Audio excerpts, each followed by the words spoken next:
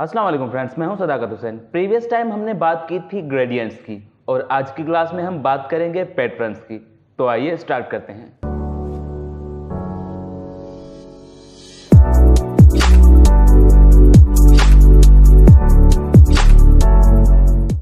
Last time हमने बात की थी ग्रेडियंट्स की और आज हम बात कर रहे हैं पैटर्न की। पैटर्न भी एक फिल ऑप्शन है। पैटर्न मीन्स कोई एक भी डिज़ाइन का सैंपल जो हम पूरे की पूरी डिज़ाइन में या पूरे के पूरे डॉक्यूमेंट्स में एज अ पैटर्न यानी कि एज अ स्टैम्प फिल कर सकें। जिस तरह से यहाँ पर हमारा एक टूल था क्लोन स्टैम्प टूल, उसी के अंदर एक टूल है pattern stamp tool, here pattern stamp tool. अब इसका काम क्या होता है? इसका काम होता है कहीं पर भी पैटर्न को फिल करना। फॉर एग्जांपल अब मैं इसकी साइज इंक्रीज कर रहा हूँ और यहाँ पर फिल कर रहा हूँ।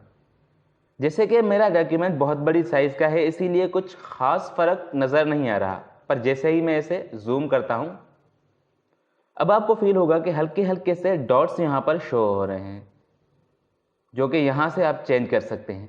ये कुछ कस्टम पैटर्न्स यहाँ पर मौजूद हैं जो हम यहाँ से चेंज भी कर सकते हैं। See this.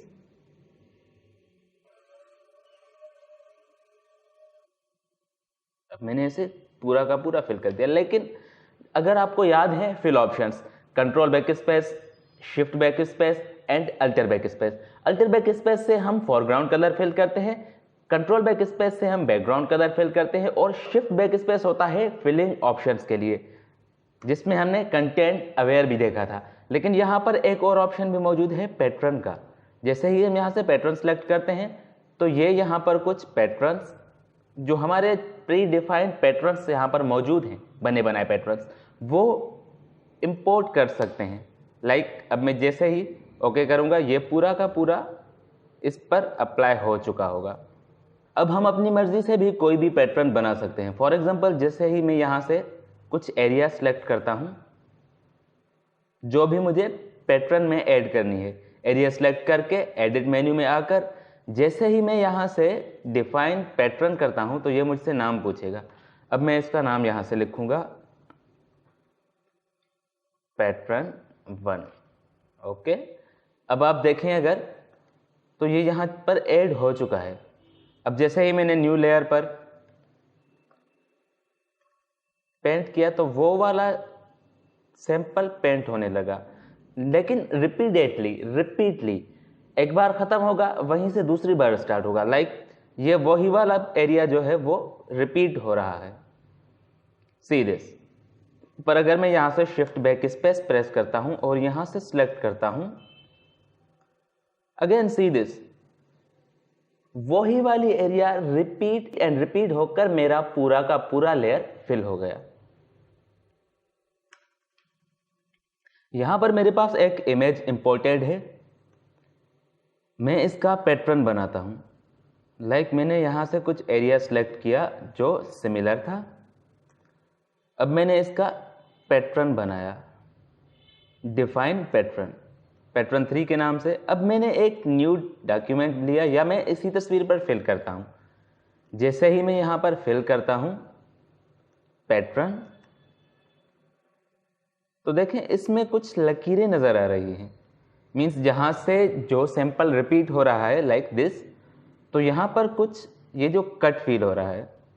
लेकिन अगर मैं चाहता हूँ कि ये कट फील ना हो और मुझे स्मूथली जैसे कि रिपीट हो मेरा पैटर्न, वो वहाँ पर रिपीटेशन वाला फील ना दे, ऐसा फील हो कि ये पूरा का पूरा एक लूप चल रहा है, मीन्स स्मूथली फेड होकर वो दोनों आपस में इस तरह ब्लेंड हो जाएं कि हमें वो एक ही नज़र आए। लेकिन अब यहाँ पर जैसे ही मेरा पैटर्न रिपीट हो रहा है तो ये मुझे लाइंस की सूरत में नज़र आ रहा है। हेयर इज, आप देखें यहाँ से भी एक लकीर नज़र आ रही है ये वाली, और यहाँ से भी। इस तरह के स्मूथ पैटर्न को बोलते हैं सीमलेस पैटर्न। सीमलेस पैटर्न वो होता है जो लूप की सूरत में होता है। अगर वो ख़त्म होकर दोबारा शुरू हो तो हमें ये फील नहीं देता कि ये यहाँ पर ख़त्म होकर रिपीट हो रहा है। मैंने यहाँ से वही वाला पैटर्न सेलेक्ट किया अगेन, और मैंने जैसे ही कंट्रोल N प्रेस किया मीन्स न्यू फाइल, यहाँ पर साइज ऑटोमेटिक आ गई क्योंकि जो मेरा क्लिपबोर्ड में पीस सिलेक्टेड है उसी के अकॉर्डिंग साइज बन गई। अब मैंने यहाँ पर क्रिएट किया और यहाँ पर पेस्ट किया, ये आ गया मेरा वो सैंपल जो मुझे पैटर्न बनाना है। अब मुझे ऐसे करना है सीमलेस। मीन्स इसके जो एजेस हैं वो ख़त्म करने हैं। तो मैं इसकी एक कॉपी लेता हूँ। अब आता हूँ मैं फिल्टर मेन्यू में, ब्लर, एंड देन मैं इसे एवरेज कर देता हूँ। एवरेज से क्या होगा कि ये जो एक कांस्टेंट कलर होगा जो हर कलर पर एज ए एवरेज अप्लाइड होगा, ये उसे उस सॉलिड कलर में चेंज कर देगा, यानी कि एक स्मूथ सॉलिड कलर मिल जाएगा जो कि पूरी की पूरी डिज़ाइन से रिलेटेड होगा। अब मैं इसे मूव टू बैक करता हूँ, ऊपर वाले लेयर को मैं ले जाता हूँ ओवरले मोड पर। अब देखें ये काफ़ी हद तक बेहतर हो गया, लेकिन फिर भी अगर मैं इसे डिफाइन करूँगा तो क्योंकि यहाँ पर और यहाँ पर लाइटिंग का डिफरेंस है तो ये बहुत सारा डिफरेंस फील करवाएगा। इसलिए मैं फिल्टर्स मेन्यू में अगेन आकर नीचे से अदर ऑप्शन में जाकर इसे मैं यहाँ पर ऑफसेट सेलेक्ट करूँगा।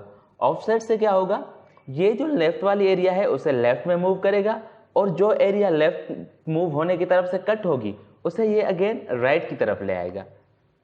मैं जैसे ही इसे ऑफसेट कर रहा हूँ तो अब आप देखें कि ये इस साइड वाली एरिया मीन्स लेफ्ट साइड वाली एरिया को आगे मूव कर रहा है, जिसके नतीजे में वो डॉक्यूमेंट से जैसे ही कट हो रही है वो पीछे से नज़र आना शुरू हो रही है, मीन्स आगे चली गई फिर रिपीट होकर वो इस तरफ से आ गई। इसीलिए ये जो आप देख रहे हैं यहाँ पर ये कट फील हो रहा है। सिमिलरली मैं इसे कुछ वर्टिकली भी कट दे देता हूँ। See this. अब यहाँ से क्या होगा, आप देख सकते हैं कि ये हॉरिजॉन्टल कट फील हो रहा है, ये वर्टिकल कट फील हो रहा है। अब जैसे ही मैंने इसका ऑफसेट एडिट किया तो जो एरिया यहाँ पर ख़त्म हो रही है वही एरिया यहाँ पर स्टार्ट हो रही है। मीन्स अगर मैंने पैच करूँगा तो ये फील नहीं होगा, क्योंकि जो एरिया यहाँ पर ख़त्म हुई वही एरिया वहाँ पर स्टार्ट हुई। लेकिन यहाँ पर ये जो कट्स फील हो रहे हैं, ये वाला कट और ये वाला कट, अब इन्हें रिपेयर करने के लिए हम पैच टूल, हीलिंग ब्रश या क्लोन स्टैम्प कोई भी टूल यूज़ कर सकते हैं। मैं यहाँ पर यूज़ करता हूँ कंटेंट अवेयर। मैंने इसे सिलेक्ट किया और किया content aware, shift back space, content aware. Series ये वाला यहाँ पर कट खत्म हो गया। अब रहता है वर्टिकल कट। अब इस वर्टिकल कट को सिलेक्ट करके मैं अगेन कंटेंट अवेयर करता हूँ। जैसे ही मैंने यहाँ पर भी कंटेंट अवेयर किया तो ये भी क्लियर ही हो गया। यहाँ पर थोड़ा एरर दे रहा है, मैं इसे एडिट कर लेता हूँ। See this. अब ये एक प्रॉपर सीमलेस पैटर्न बन गया। अब मैं इसे सिलेक्ट करके एडिट, डिफाइन पैटर्न करता हूँ, पैटर्न 4, और अगेन मैं इस वाले इमेज पर अब फिल कर रहा हूँ। Pattern 4, okay. See this. अब ये पूरा का पूरा एक पीस ही फील हो रहा है। Okay, this is clear. हम इस तरह से बहुत सारे पैटर्न बना सकते हैं और उनसे अपने इमेज को डेकोरेट कर सकते हैं। ना सिर्फ पैटर्न स्टैम्प और फिल ऑप्शन से, बल्कि हम ब्लेंडिंग ऑप्शन से भी पैटर्न फिल कर सकते हैं। यहाँ पर हमें इसका स्केल दिया हुआ है। फॉर एग्जांपल मैं यहाँ से सिलेक्ट करता हूँ। अब मैं इसकी साइज को छोटा बड़ा भी कर सकता हूँ। लाइक अब ये देखें, मैंने यहाँ पर ये जो सिलेक्ट किया हुआ था इसकी मैं साइज कम और ज़्यादा कर सकता हूँ। जैसे ही साइज कम होगी तो सेम पीस ज़्यादा टाइम रिपीट होगा, और अगर साइज ज़्यादा होगी तो वो एक पीस जूम होगा। लाइक बारिश आता है तो पानी आता है, ज़्यादा बारिश आता है तो ज़्यादा पानी आता है। जैसे साइज छोटी होगी तो उतना ही ज़्यादा हमारा स्टैम्प रिपीट होगा। उसके बाद यहाँ पर ओपेसिटी भी है, एंड रीसेट टू डिफॉल्ट भी कर सकते हैं हम इसे। डिफॉल्ट ये जो है ये डॉटेड लाइन वाला पैटर्न होता है। अदरवाइज हम कोई भी पैटर्न अपनी मर्जी से फिल कर सकते हैं। आई होप ये चीज़ें आपको अच्छी तरह से समझ में आ चुकी होंगी, और अगर समझ में ना आई हो तो आप कमेंट सेक्शन में मुझसे सवाल भी पूछ सकते हैं। तो मिलते हैं अगली क्लास में, तब तक दीजिए इजाज़त। अल्लाह हाफिज़।